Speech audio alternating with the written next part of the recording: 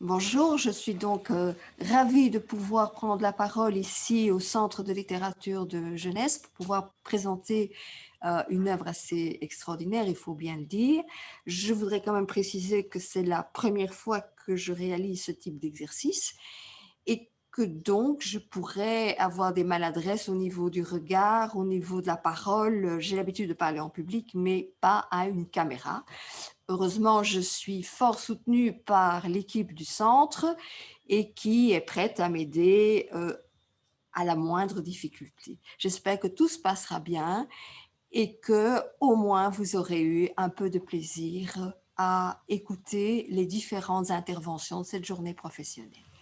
Cette année, c'est la thématique du chapeau qui a été retenue pour l'opération J'aime lire dès la maternelle. Elle permet en effet d'aborder les ouvrages sous des angles variés.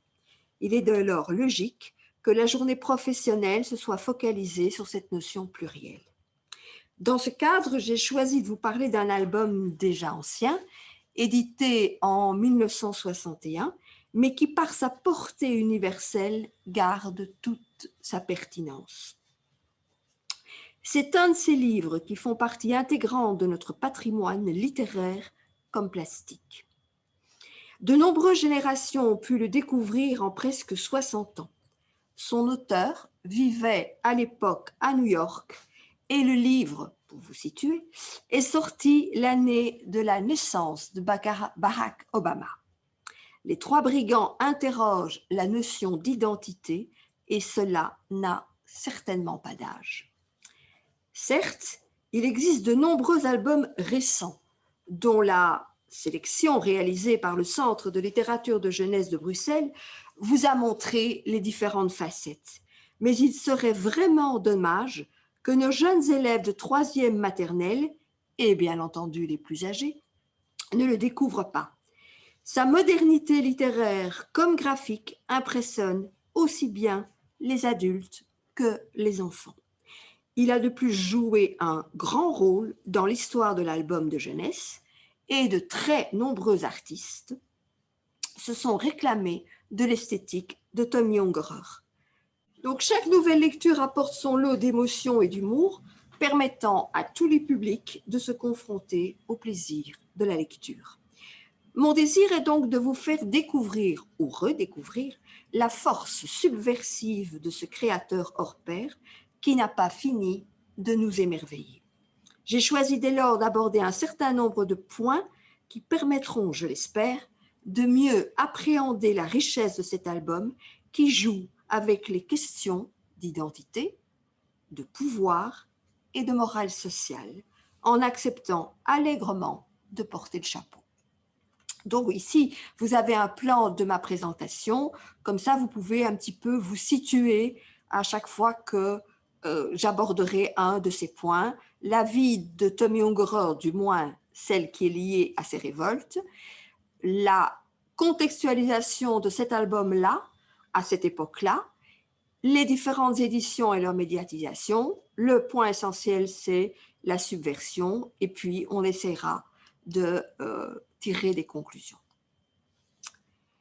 Alsacien dans l'âme, orphelin de père avant d'atteindre sa 4e année, Tommy Ungerer est resté hanté par le souvenir douloureux de l'occupation nazie, comme par celui d'une libération tardive et violente. Il vivait alors dans ce que l'histoire a appelé la poche de Colmar, qui ne sera libérée dans des conditions difficiles que bien après le reste de l'Alsace.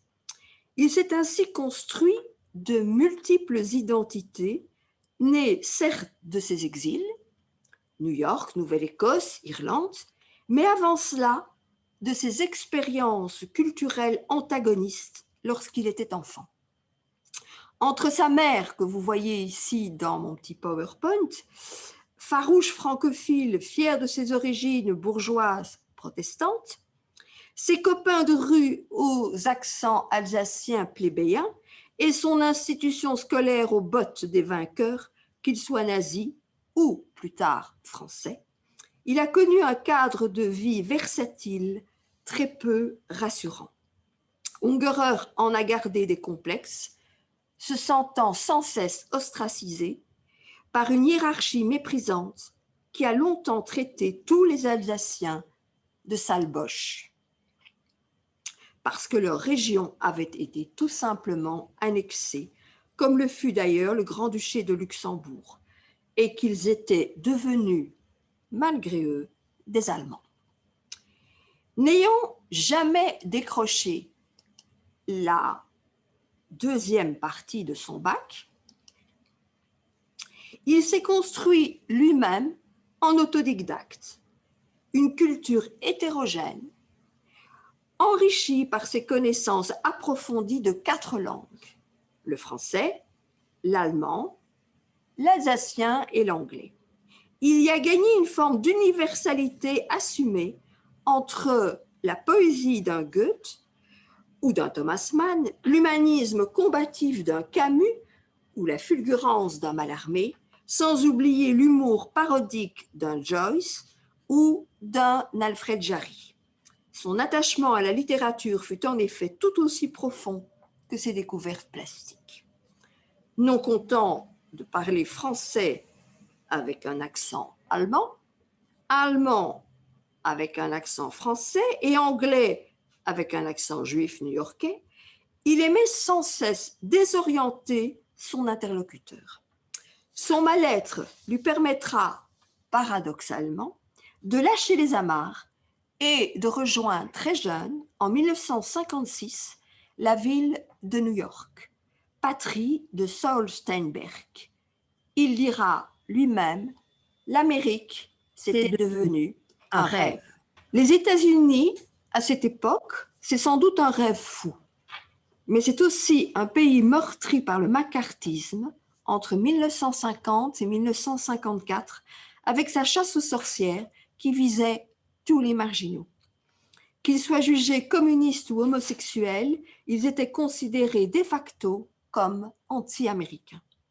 Et la ségrégation raciale, qui n'a en réalité jamais vraiment disparu, on le voit encore aujourd'hui.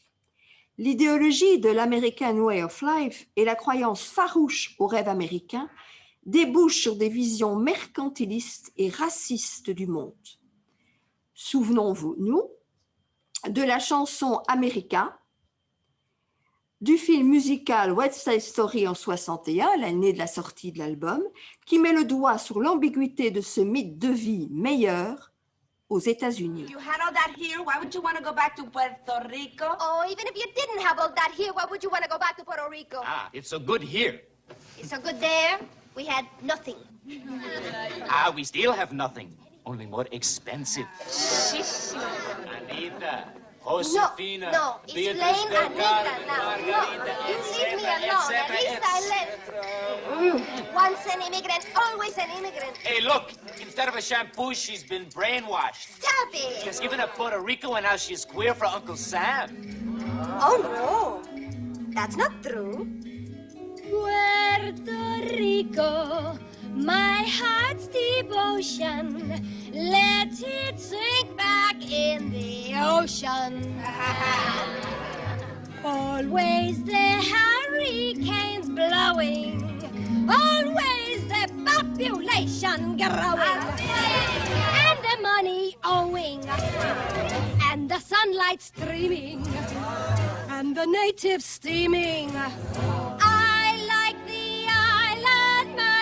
I know you don't. Smoke on your pipe and put that in. I like to be in America. Okay, by me in America. Everything free in America. For a small fee in America. Buying on credit is so nice. One look at us and they charge twice. I have my own washing machine. What will you have though to keep clean? Skyscrapers bloom in America. Cadillac zoom in America. Industry boom in America. Wealth in a room in America. Lots of new housing with more space. Lots of doors slamming in our face. I'll get a terrace apartment. meant. Better get rid of your accent.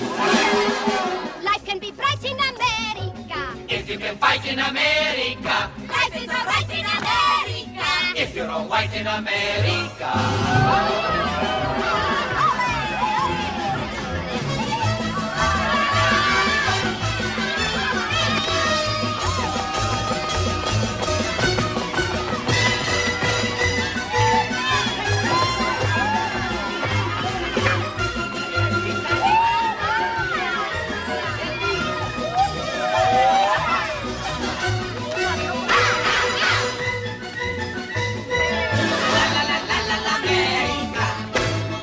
America, la la la la la la America, America.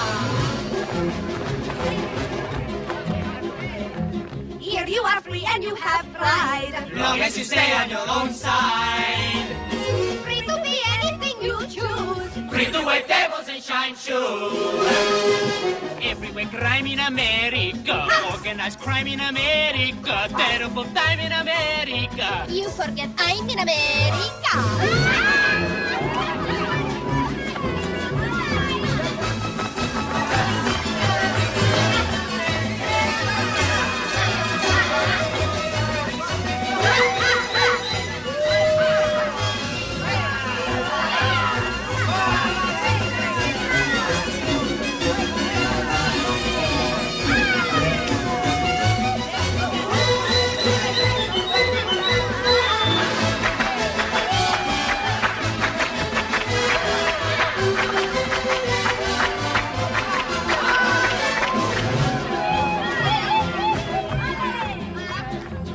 I think I go back to San Juan. I know a boat you can get on. Bye-bye. Everyone there will give big cheer. Everyone there will have moved here. C'est dans ce cadre qu'Ungora voit son premier livre pour enfants édité en 1957. Les Mélops font de l'avion. Alors que parallèlement, il se lance dans la publicité et le dessin de presse. Son œuvre est essentiellement conçue comme une satire de la vie américaine. Satire qui vise autant la high society new-yorkaise que le racisme ambiant endémique ou la participation à la guerre du Vietnam, dans laquelle les militaires américains se sont battus de manière intensive, surtout entre 1965 et 1975. Sa production pour adultes comporte également des ouvrages pornographiques, le plus souvent satiriques eux aussi, qui lui vaudront les foudres de nombreux prescripteurs. Ainsi, en 1969 et 1970, ces livres pour la jeunesse sont majoritairement retirés des librairies et bibliothèques pour plusieurs décennies. Son sens de la provocation n'a bien entendu rien arrangé, puisqu'il n'a pas hésité à rugir de colère publiquement lors d'un rassemblement de bibliothécaires contre un de ses accusateurs. Il raconte lui-même : « On m'a attaqué. Quelqu'un qui fait un livre comme le Fornicon n'a pas le droit de faire des livres pour enfants. » J'ai répondu : « Écoutez mon vieux, si les gens ne baisaient pas, ils n'auraient pas d'enfants. Et toutes vos simagrées ou vos minables livres d'enfants n'auraient plus rien à foutre. » La nudité du jeune Mickey dans Cuisine de nuit de Maurice Sendak a aussi fait couler beaucoup d'encre à la même période, c'est-à-dire en 1970. Dès lors, il se sent devenu persona non grata dans ce pays qui ne provoque plus chez lui que colère et dégoût. Dès 1971, il quitte donc les États-Unis avec son épouse pour la Nouvelle-Écosse au Canada et en 1976 rejoint l'Irlande où il fonde une famille. De 1974 avec Allumette à 1997 avec Flix, il n'écrira plus d'ouvrages pour enfants. C'est pourtant en 1998 qu'il reçoit le prestigieux prix Hans Christian Andersen d'IBI international. Bien plus tard, en 2007, sa ville natale, Strasbourg, l'honore en ouvrant un musée qui lui est consacré. Après une longue vie de création, de révolte et de lutte, Il décède en 2019 à l'âge de 87 ans. La période pendant laquelle il crée ses premiers albums de jeunesse est loin d'être propice à l'originalité et à l'audace. En effet, l'évolution du genre a reçu un pénible coup de frein lié aux changements socio-économiques importants de l'époque. Si le livre illustré de luxe a prospéré tout au long du XIXe siècle, en Grande-Bretagne d'abord, ensuite en France, il faudra attendre le début du XXe pour que se développe l'album moderne, construit essentiellement sur la double page du livre. Les premiers grands artistes français se révèlent avant la Première Guerre mondiale, notamment André Hellé. Mais les vrais succès de librairie sont ceux des années 30, avec les livres de Jean de Brunoff, la série des Babards, et les productions éditées par les ateliers du Père Castor, qui apparaissent tous deux en 1931, année de la naissance de Tommy Ungerer. Dans l'ensemble des objets qu'il a confiés à son musée, se trouvait d'ailleurs un exemplaire de l'ABC de Babar de 1934, et je l'ai d'ailleurs écrit dans le PowerPoint, avec une très bonne vue, je l'admets. On voit au crayon écrit Tommy dans l'exemplaire qui se trouve dans le musée. La guerre, la Deuxième Guerre mondiale, viendra couper cet élan créateur. Les années qui suivent verront se développer une économie de marché libéralisée déjà à outrance. Les années 50 seront celles de l'éclosion d'une édition de masse avec des séries essentiellement commerciales qui séduisent sans doute les parents, voire les hiérarchies institutionnelles par leur sens du consensus, mais qui ne font preuve d'aucune originalité ni d'aucune audace, ni esthétique, ni thématique. Ce sont alors les personnages de Martine et de Caroline qui vont surtout tenir le haut du pavé. Si les années 60 voient éclore des maisons d'édition plus audacieuses, comme celle de Robert Delpire ou l'École des loisirs, dont les catalogues s'enrichissent de noms aussi prestigieux que ceux d'André François, Maurice Sendak, Tommy Ungerer, Arnold Lobel ou Léo Lionni, ces années-là resteront avant tout celles des ventes faramineuses des collections grand public. Pour information, la série des Martines éditée chez Casterman comporte 60 albums édités dans une trentaine de pays entre 1954 et 2010. Elle sera vendue à plus de 100 millions d'exemplaires. Les 44 albums de Caroline à la même époque, cette fois chez Hachette, seront traduits dans 15 langues et vendus en 38 millions d'exemplaires. Dans le même registre, la série américaine des Little Gun Books, créée en 1942 par un Français exilé aux États-Unis, Georges Duplex, diffusera certains de ses volumes en 15 millions d'exemplaires. Le livre est devenu essentiellement une marchandise qui doit rapporter. Dans ce paysage éditorial, la sortie en 1961 à Munich, 62 à New York, 63 à Zurich, 68 à Paris, des Trois Brigands constitue bel et bien un pavé dans la mare. Pour parler rentabilité, il suffit de savoir qu'en 1968, lorsque l'École des loisirs édite cet ouvrage en français, elle ne vend en Belgique et en France, cette année-là particulièrement, que 823 exemplaires. Nous sommes dès lors dans un tout autre registre que les succès éditoriaux précités. La différence est de taille. Dans ce cadre, les éditeurs allemands, suisses, américains ou français proposent un bien culturel et non un bien de consommation. Les Trois Brigands est un ouvrage au départ écrit en anglais et refusé par son éditrice habituelle, Ursula Nordstrom. Il sera finalement édité en premier lieu en 61 à Munich, puis en 62 à New York, mais chez un autre éditeur, et en 63 enfin à Zurich, où Daniel Kiel avait repris le fonds de l'éditeur allemand qui avait fait faillite. Il est devenu d'ailleurs un ami proche de Tommy Ungerer et en 1968, enfin à Paris, à l'école des loisirs, grâce à Arthur Humschmidt, réelle âme de la maison d'édition, devenu aussi d'ailleurs un ami de Tommy Ungerer.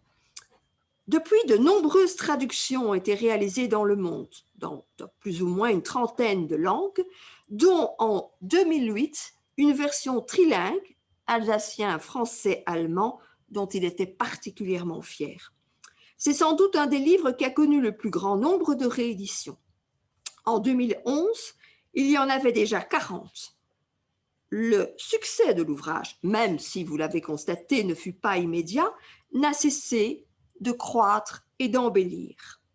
En voici pour preuve une vente aux enchères à Paris en 2016 de la maquette préparatoire des Trois Brigands, celle qui fut sans doute présentée à Ursula Nordström et qui avait disparu lors des nombreux voyages de son auteur.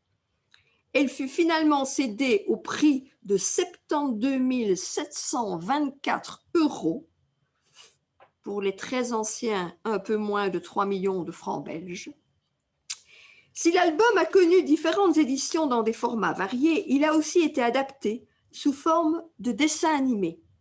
Déjà en 1972, un délicieux court-métrage de 5 minutes 50 de Jane Deitch, totalement fidèle au livre, est sorti aux States et diffusé en France par Gallimard Jeunesse en 1994 sous forme de cassette vidéo.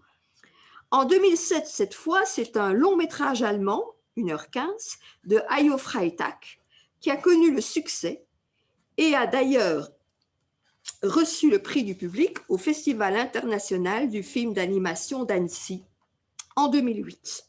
Cette version fut réalisée en collaboration avec Tommy Ungerer et conçue sur un scénario plus complexe avec d'autres personnages et d'autres scènes, perdant sans doute la dimension universelle de l'album.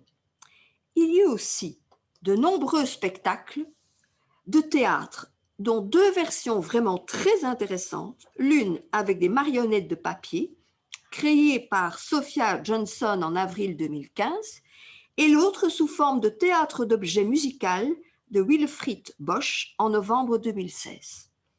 Cette même année, l'École des loisirs a conçu un jeu de société, sans oublier son utilisation scolaire à partir d'un travail de Hervé Puy-de-Bois, édité en 1998 par l'école, qui est évidemment la mère de l'École des loisirs. Alors, je vais maintenant tenter de vous montrer un ensemble de signes évocateurs du discours joyeusement transgressif de l'artiste.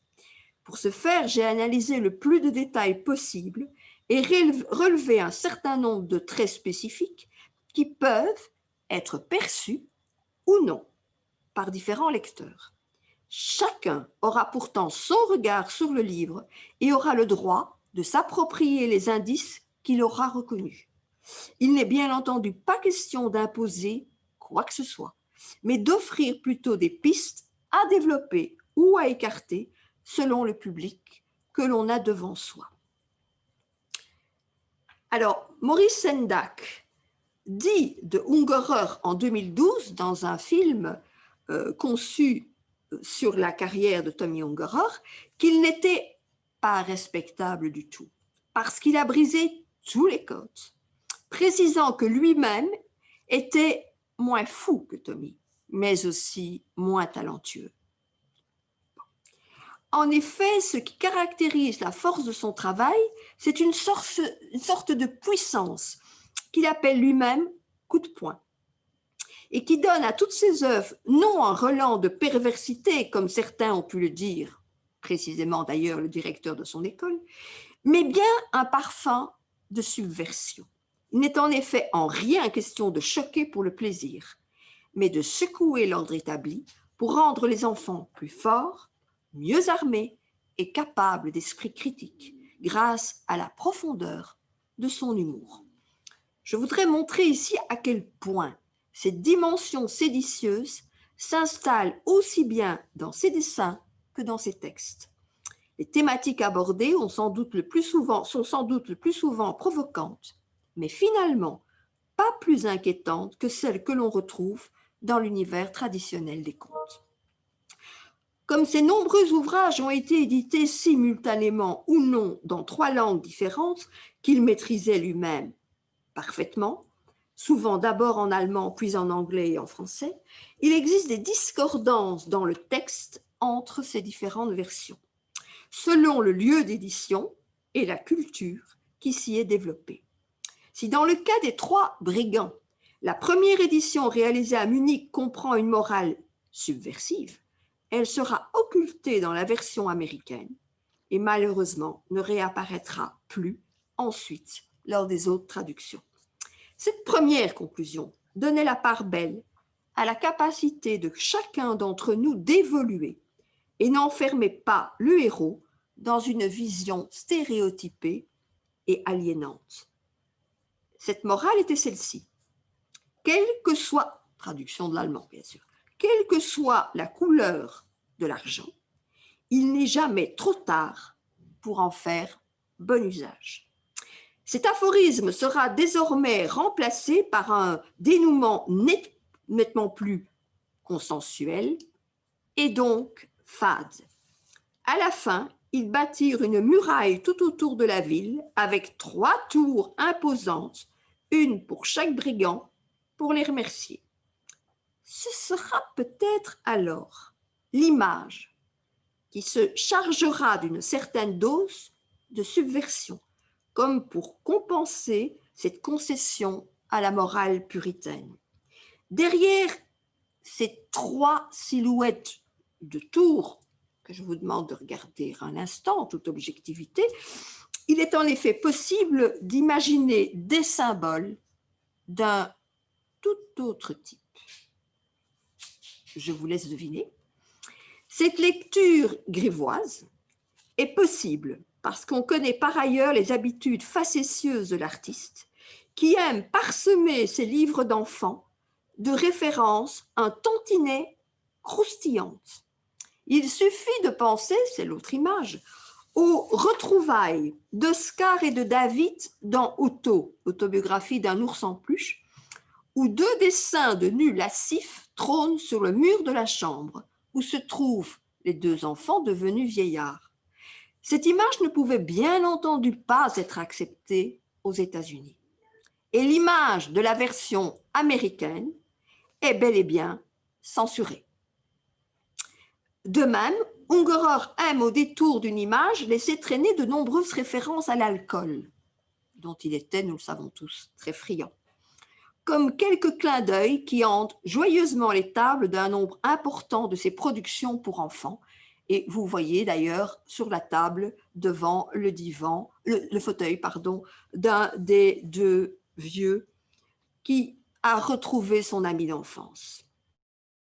Alors, il est question d'une révolution plastique. Pour rappel, en ces débuts des années 60, malgré l'émergence de grands plasticiens, le monde de l'édition est encore dans la déferlante des années 50. Martine et Caroline dans nos pays francophones, où les petits livres d'or aux States ont comme seule esthétique des couleurs chatoyantes, des histoires positives, enjouées, un univers apaisé, l'ensemble devant montrer la supériorité de l'Occident sur le reste du monde. Dans le film documentaire de Brad Bernstein, Tommy Ungerer, L'esprit frappeur, Maurice Sendak insiste d'ailleurs sur les tabous de l'époque. Il y affirme qu'il fallait que les enfants rêvent de lapins et de laitues, de ciel bleu, de nuages blancs, des conneries comme cela. C'est ce que Tommy Ungerer appelle l'hypocrisie anglo-saxonne. Donc je vous propose ici de comparer les 2 images et les 2 esthétiques et les 2 choix de couleurs. Les petits nuages blancs sont bien là. Avec lui, avec Ungerer, l'emploi des couleurs, celui du noir et du bleu profond par exemple, encore de nos jours des couleurs réprouvées en littérature de jeunesse, souligne déjà la violence du propos qu'il ne veut surtout pas occulter. La peur est en effet au centre de ses créations pour enfants, comme elle est ancrée en lui depuis sa petite enfance. C'est en effet la terreur provoquée par la mort et la guerre qui a dominé ses premières années. C'est ainsi dans la douleur qu'il a appris à dépasser l'angoisse pour pouvoir la dompter. Dès lors, cherchant à aider ses jeunes lecteurs à surmonter leurs craintes, il n'hésite pas à présenter des scènes qui se déroulent la nuit avec la seule lumière de la lune et un hibou comme témoin.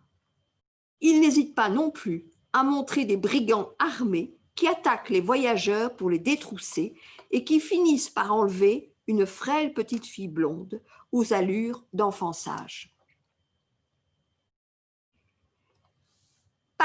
Pour ce type de décor, les formes stylisées, l'esthétique presque japonisante, les capes et les chapeaux qui cachent les visages, les contrastes de couleurs et la grande hache rouge donnent le ton. Michel de Fourny avait d'ailleurs en son temps insisté sur ces caractéristiques.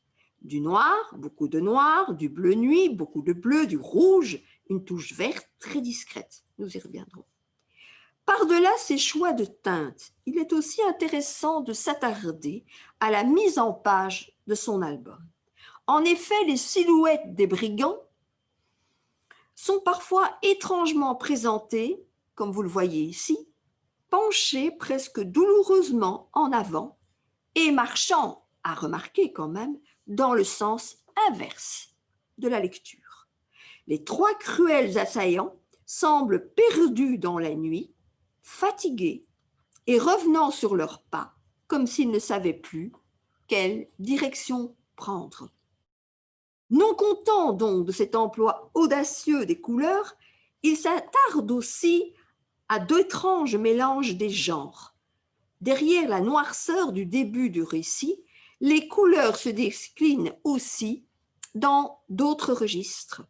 Les tons changeants des accessoires de la petite Tiffany associés à la blondeur de sa chevelure, au brillant de l'or des coffres des brigands, semblent annoncer les joyeuses tonalités de la fin du conte, quand les petits orphelins revêtiront à leur tour capes et chapeaux dans une version nettement plus lumineuse.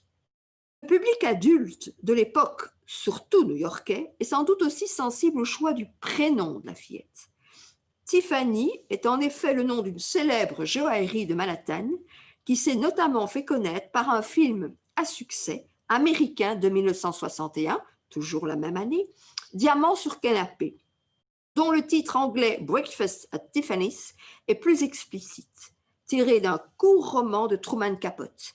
Audrey Hepburn, que vous voyez ici, y joue le rôle d'une jeune fille paumée à la recherche d'un riche mariage, à comparer ou non avec celle de l'album.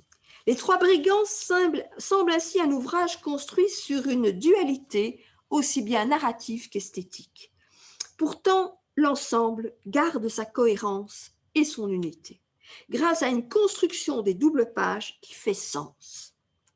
Les 8 premières sont conçues sur un fond noir et bleu nuit qui ancre la réalité du brigandage dans sa version sombre, surtout que leurs silhouettes se confondent avec cette obscurité inquiétante. La 9e et la 10e sont réalisées sur une opposition du texte sur fond blanc et l'image sur fond sombre qui s'éclaire cependant, d'abord grâce à la lumière du trésor, ensuite grâce à celle de la blondeur de l'enfant. Dans les pages suivantes alternent des fonds sombres et d'autres éblouissants de blanc. À la page 27, c'est celle que vous voyez ici, l'image semble elle-même effacer le fond sépulcral qui donne l'impression de fondre littéralement, on dirait vraiment un fantôme, là, qui fond littéralement, pour mieux éclairer la fillette endormie. Les pages 30, 31 et 34, 35 verront apparaître un vers, que vous voyez ici, prometteur de beaux jours, qui souligne l'éclat rouge des tenues des jeunes orphelins, sauvés de la misère par la générosité des anciens voleurs. En début de récit, il n'y avait de place que pour les 3 sombres brigands. La rencontre avec Tiffany les détourne de la violence. Petit à petit, ils s'effacent et la lumière du jour envahit la page. La question devient alors que peut représenter le code des couleurs dans cet album. est-il porteur d'autres références que celles du contraste de la nuit et de la lumière, sorte de double du combat du bien et du mal. Derrière cette vision dualiste et sans nuance, il s'agit sans doute de montrer qu'entre les deux, il peut exister une sorte de no man's land. C'est d'ailleurs ce que dit Tommy Ungerer lui-même dans différents reportages. Il souligne l'importance qu'il accorde à la relativité inhérente à la nature humaine, qui ne se contente pas des jugements définitifs. Pour lui, personne n'est totalement bon ou totalement mauvais, encore moins, évidemment, quand il s'agit de prendre en compte un groupe, une catégorie sociale ou culturelle. C'est sans doute le sens profond de son affiche de 1967, Black Power, White Power, qui souligne la responsabilité des deux communautés dans les conflits qui les opposent. C'est ainsi que la première conclusion du livre, malheureusement censurée, était plus adaptée à la logique de l'album. Il n'est jamais trop tard pour faire bon usage de son argent. Tout le monde a droit à une seconde chance et peut basculer, que ce soit vers le bien ou vers le mal. Les bourreaux, donc, peuvent eux-mêmes se transformer en philanthropes et finalement se montrer plus généreux que les braves gens qui n'hésitent pas à laisser des enfants se faire broyer par une société indifférente. C'est là, justement, que le choix des couleurs prend toute son importance. Si le noir et le bleu profond, associés à la seule lumière de la lune, rappellent facilement les décors sinistres des romans noirs, des contes maléfiques, des récits de malfrats, si la grande hache rouge fait trembler le lecteur parce que sa couleur semble annoncer d'horribles scènes de carnage, il est nettement plus difficile de donner à cette même tonalité une valeur précise quand elle est celle des vêtements des enfants. Je n'offrirai bien entendu aucune réponse ne sachant nullement quelle était l'intention réelle de Tommy Ungerer. Je me contenterai d'hypothèses crédibles. Une première pourrait être purement liée à son statut de couleur complémentaire du vert. Or, c'est bien sur ce type de fond que se dessinent les silhouettes joyeuses des gamins et des fillettes. Il serait alors question d'harmonie esthétique. Mais l'on sait également que la couleur est avant tout une construction culturelle, comme même à le rappeler Michel Pastoureau. Dès lors, les symboles se bousculent, ce rouge, qu'il s'agisse d'une récurrence du petit chaperon rouge, de la pourpre du pouvoir, surtout qu'il est inimaginable de lier ces charmants bambins à l'horreur du sang. Et c'est peut-être là qu'il faut voir un début de réponse. Car enfin, les trois vauriens sèment la terreur, et c'est une douce petite fille qui les transforme en réel Père Noël, comme c'est la petite Zeralda qui va métamorphoser le terrible géant mangeur d'enfants en un doux et amoureux père de famille. D'autres enfants vont se montrer bien plus sages que les adultes. Ainsi, les petits garçons David et Oscar vont se jurer une amitié éternelle, l'un allemand, l'autre juif, malgré la violence guerrière des nazis dans Otto. Les marmousets ont donc bien un rôle salutaire.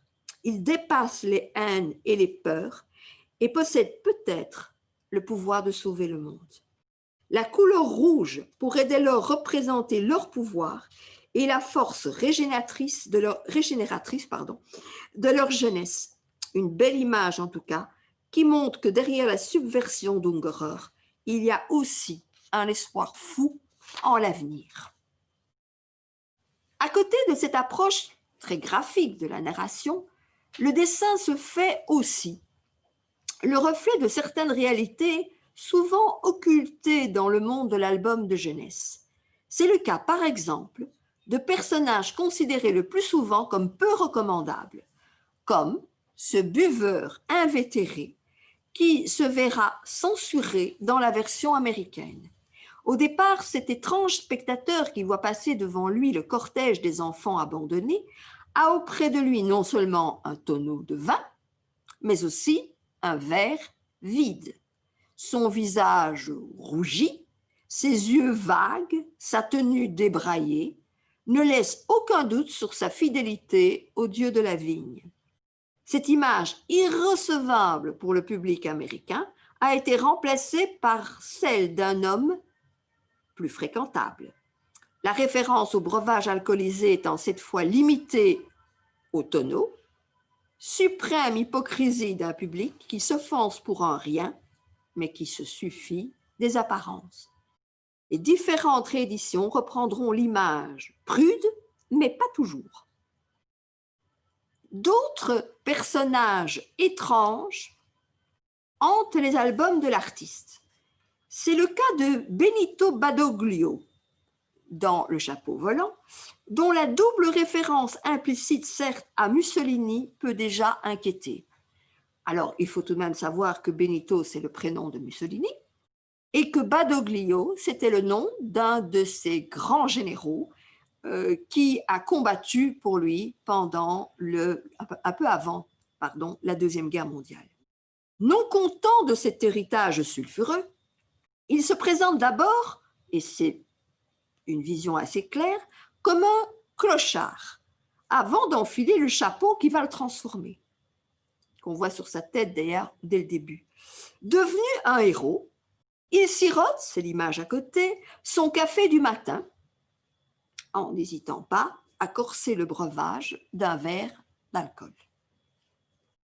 Dans un autre registre, la présence légèrement incongrue, nous l'avons déjà souligné, de nus suggestifs accrochés au mur à la fin de Otto, laisse imaginer un certain attrait pour les images licencieuses.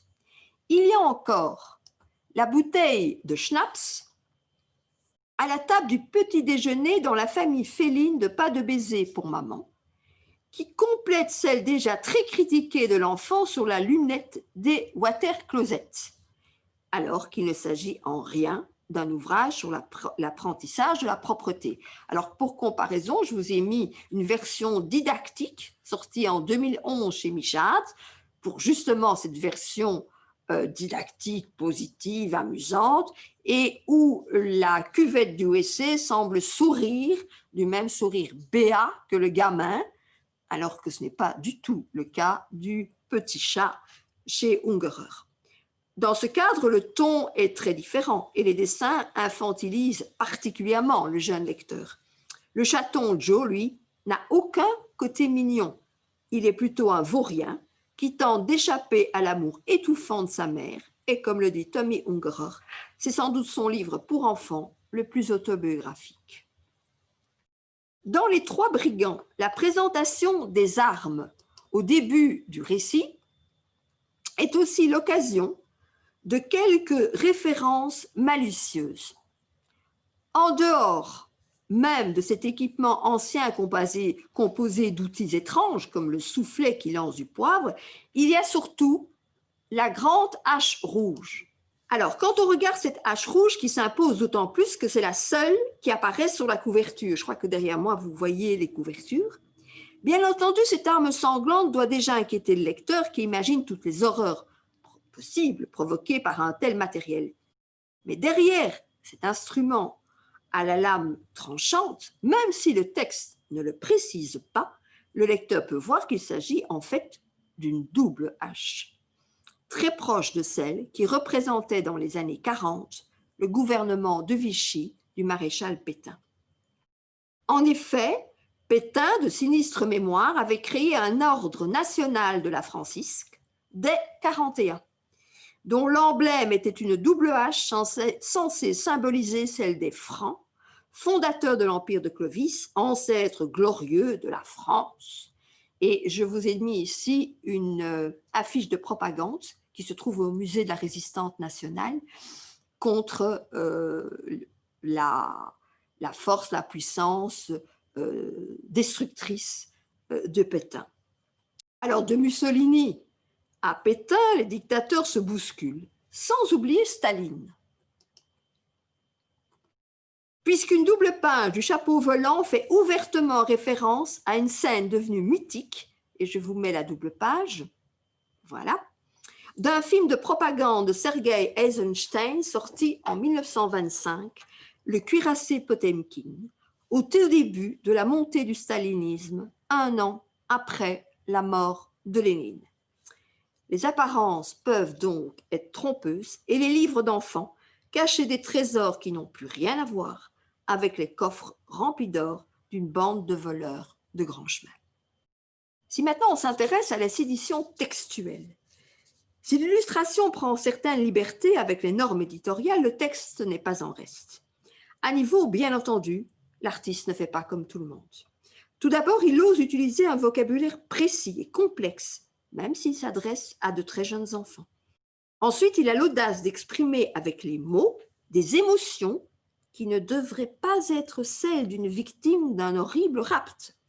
Enfin, il donne la parole à la petite Tiffany et c'est cette parole enfantine, sous forme de question, qui va faire basculer cette aventure rocambolesque. Cette démarche montre à quel point Ungerer respecte profondément son public et lui fait confiance. Les enfants, en effet, comprennent beaucoup plus que ce que certains adultes croient. La complexité du langage ne les inquiète pas, surtout quand ils sont fort jeunes.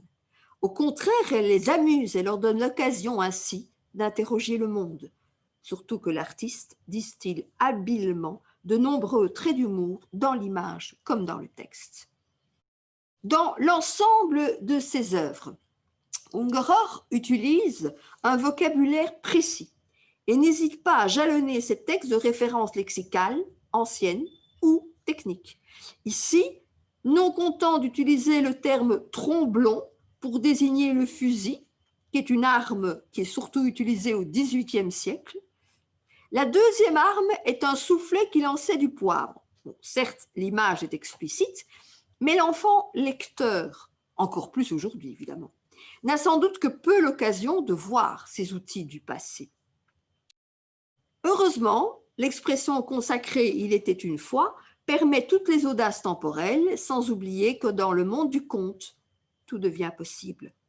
Dans le chapeau volant également, le lecteur découvre des termes anciens utilisés chaque fois à bon escient et parfois même ancrés dans une réelle culture classique. Il y est question de tilbury, d'oiseaux huppés, de fringants lieutenants, de vrais gentlemen ou d'Athéna aviatrice. Étrangement, chaque fois qu'il désigne les trois brigands par un pronom personnel, il utilise la majuscule, même en plein milieu de la phrase. Il y en a 13 occurrences et aucun cas avec minuscule, alors que le nom commun brigand reste lui avec la minuscule. Dans quel cas utilise-t-on ainsi une majuscule presque incongrue? Souvent pour désigner des personnages hors normes, des rois, des empereurs, le pape, même la divinité. La seule explication logique serait ici celle d'une référence aux légendes ou aux mythes. C'est leur identité propre qui est ainsi sacralisée, eux, ils, et non leur rôle momentané de voleurs, brigands. Ce qui expliquerait cette différence de traitement. De Fourny, de nouveau, cite à propos de cet album les trois parcs, les trois grâces, les trois rois mages, voire les trois mousquetaires ou les triades religieuses.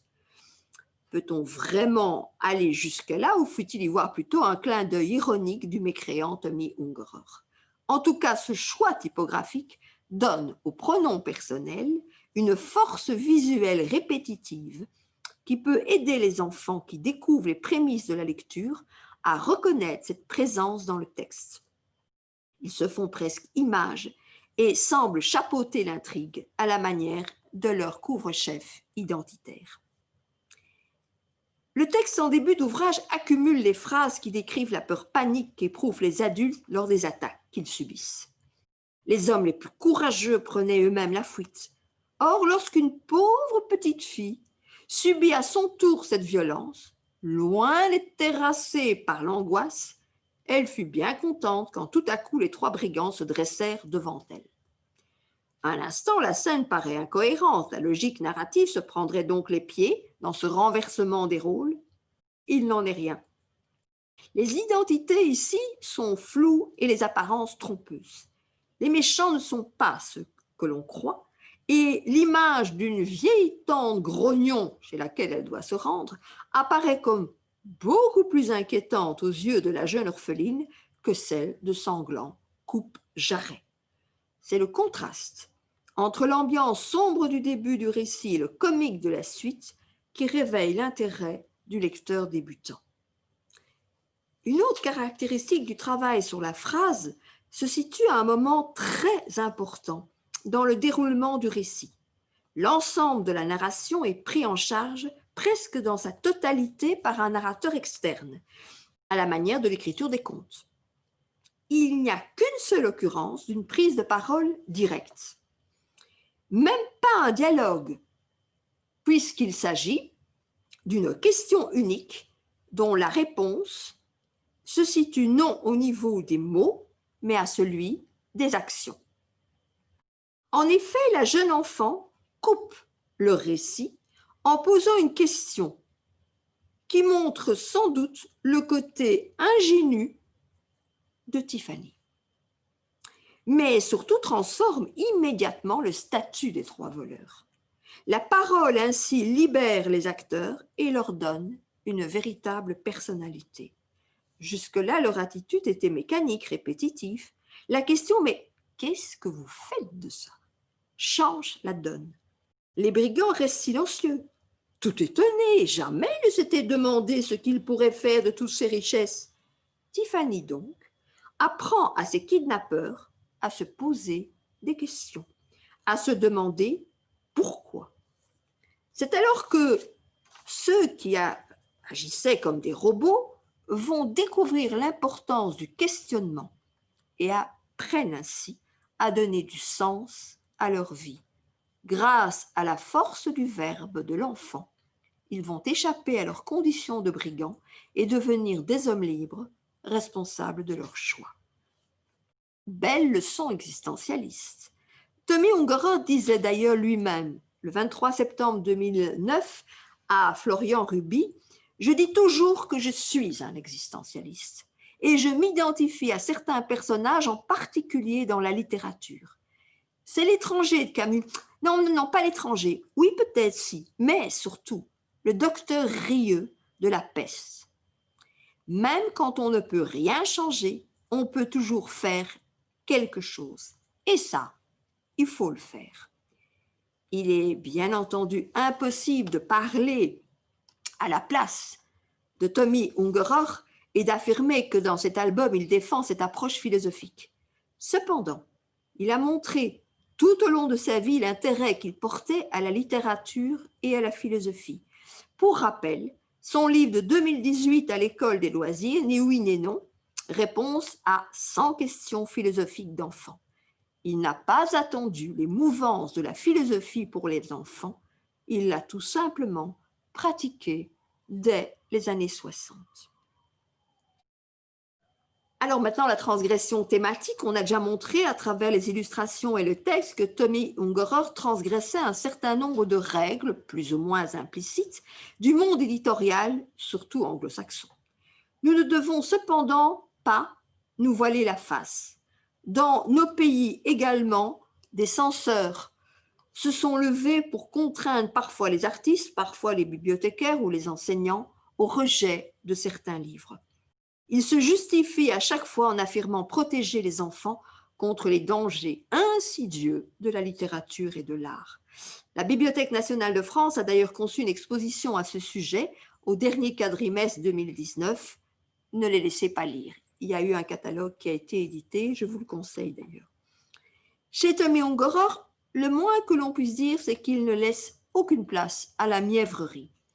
Certes, il provoque sans cesse, notamment en affirmant haut et fort qu'il faut traumatiser les enfants, mais nous avons déjà constaté que ce n'est jamais de manière gratuite.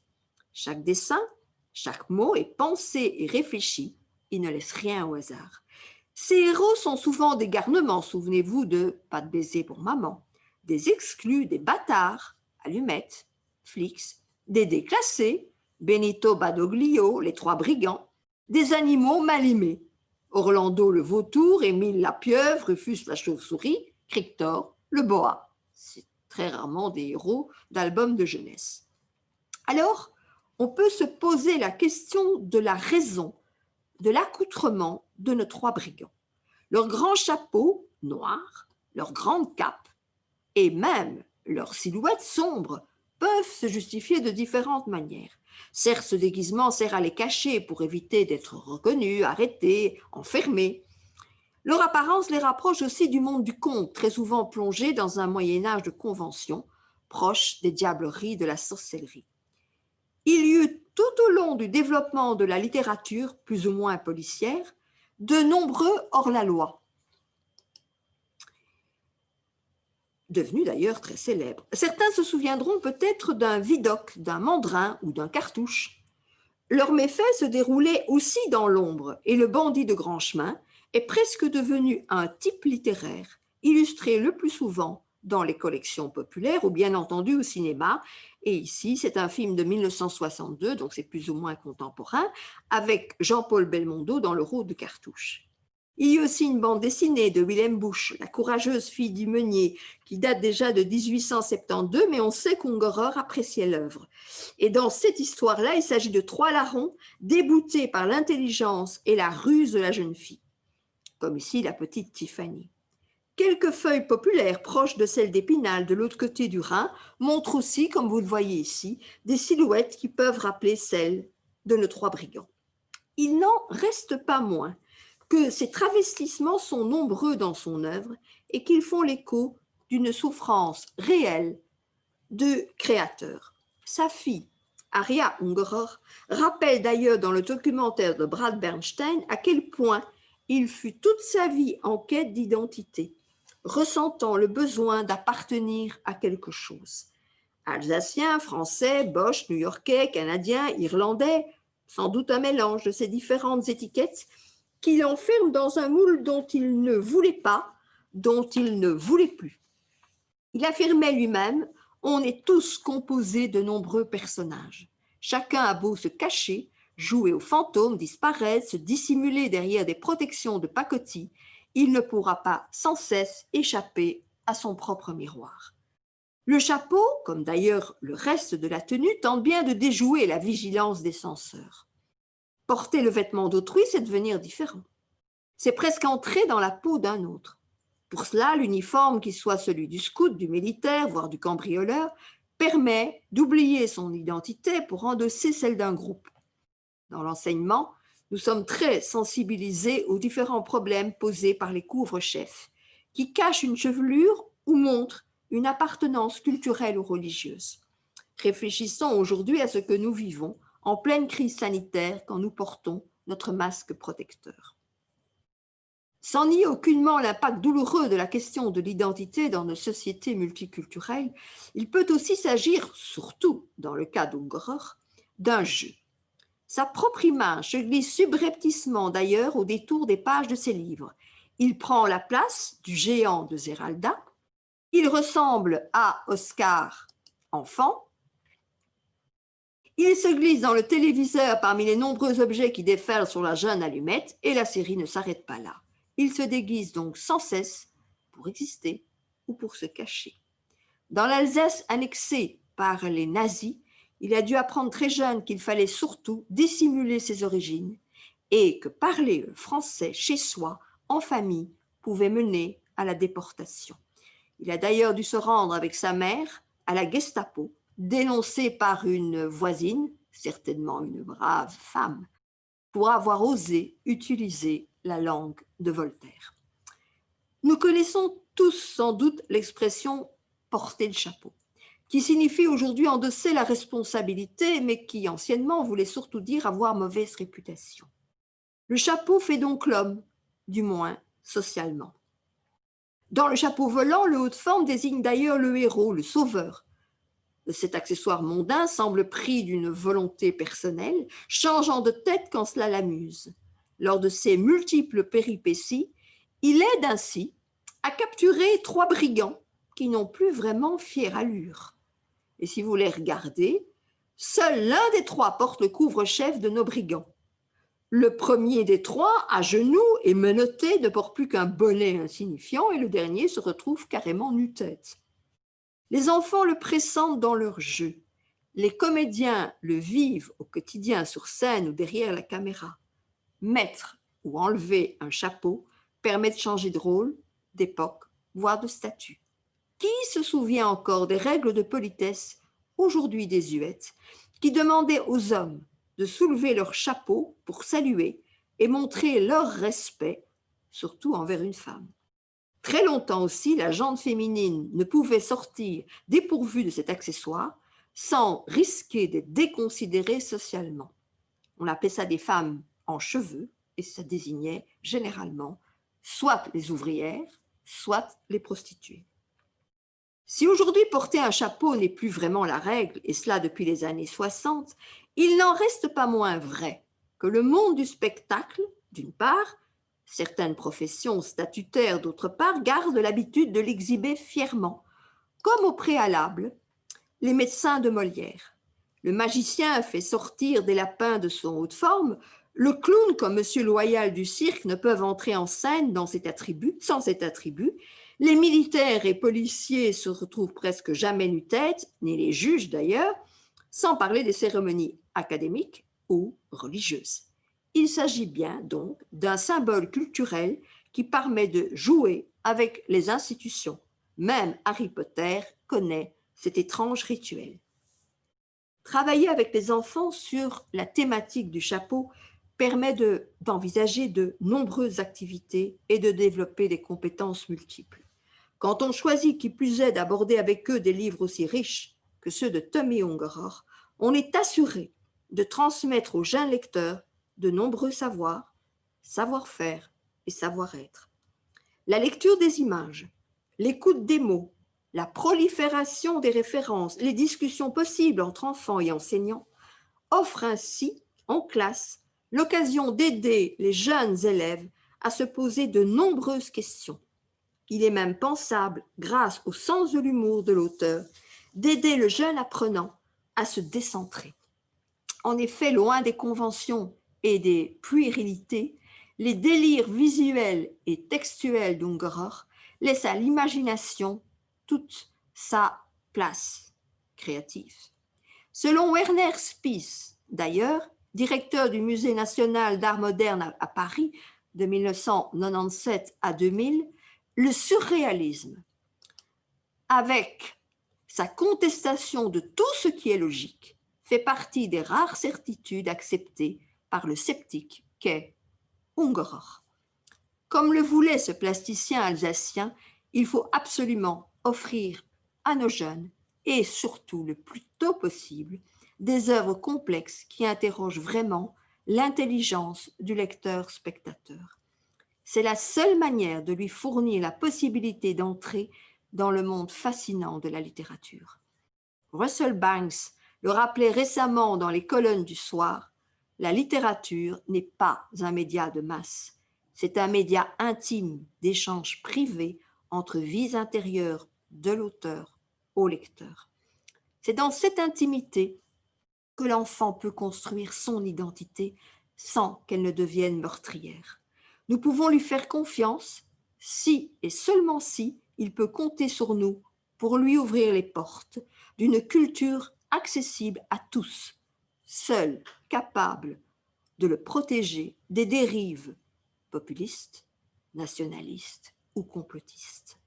Pour reprendre un de ces slogans dont Ungerer était particulièrement fier, je voudrais terminer par ce réel adage « Expect unexpected ».